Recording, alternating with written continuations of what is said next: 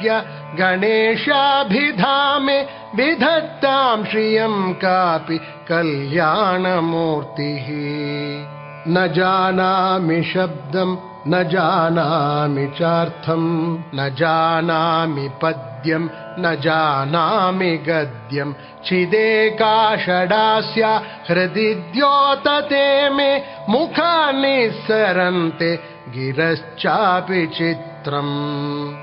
मयूराधिरूढं महावाक्यगूढं मनोहारिदेहं महच्चित्तगेहं महीदेवदेवं महावेदभावं महादेवबालं भजे लोकपालम्।